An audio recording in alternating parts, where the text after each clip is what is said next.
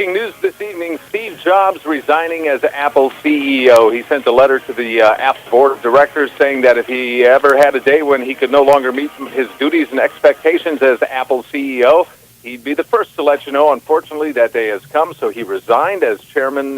We would like to serve as chairman of the board, director, and still an Apple employee. Tim Cook taking over as CEO. That already has been approved. Jobs is the chairman of the board. And joining us on America's Radio Newsline to talk about this fairly significant event in the world of business and tech, Carrie Harrison of GoHarrison.com, host of Think Green and Hollywood Tech.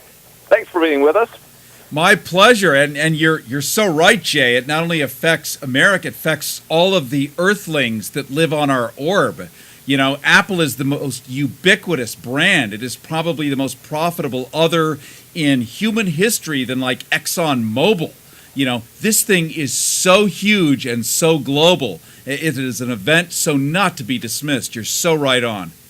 Harrison, do you think this is going to doom Apple? I mean, Jobs is really the center of this, isn't he? You know, it's interesting that you say that, Molly, because he is more than just a boss. He really is a perfect example of what we call an all-American visionary, right? Step by step, as the stock has incrementally gone up, right? Even when he was sick, it went up. But he has created something that nobody else has been able to duplicate. Yes, he's stepping away. Yes, Tim Cook takes over. But it looks like Steve Jobs will still be let's just refer to him as the grand consultant. There is no way his dream, his passion, his lifetime's work are going to be set aside. Not as long as he's still alive, even though he's recovering from pancreatic cancer. Now, when was it that he stepped away? Was that like 10 years ago and the company, for lack of a better term, started going to hell in a handbasket? Yeah, that's exactly what happened, right? Don't sugarcoat it there, Jay. Well, it did. Well, you're right. It did go to hell in a handbasket, and they were still just having something called a Macintosh computer, which 6 people in L.A. owned, right? And then right. Slowly but surely, they came out with iPods and all the rest of it. And for the first time in your life, and we remember maybe as kids walking around with Walkmans, and little portable cassette players. Well, now you could actually use the internet. You could actually have unlimited amounts of music, all in this way that now is cross-platform. And from then on, he decided to get into phones, phones are not profitable. But a phone that plays music is not a phone.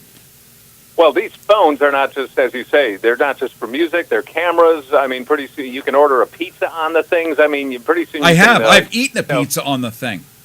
You can program satellites from your iPhone now. I mean, what's going to happen to Apple now that he's taking a lesser role?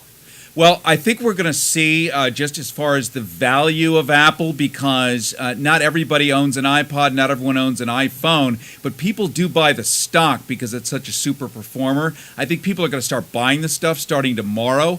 I think it's going to do fine. Apple is the only true innovator. We take a look at Google, right? The number one big player. They're just settling $12 billion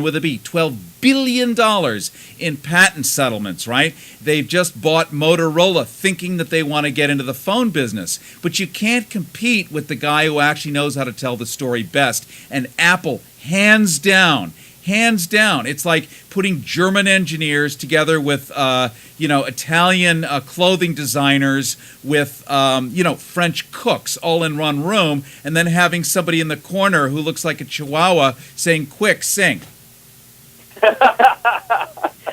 But with Steve Jobs resigning or stepping down, I should say, what's going to happen? Because this would be my concern. I've wanted a Mac for a long time. I haven't bought one, on the verge of buying one. Is that something that people will still do, or is there concern without the puppet master in the middle of it, doing all the creating, setting up the stores the way they are, the great customer service that everybody loves?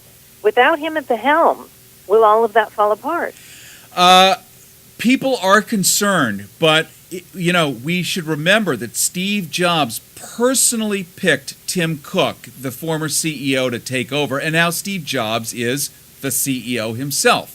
So it's just a swap of titles, which takes a lot of pressure off a guy trying to recover from, a horrible illness.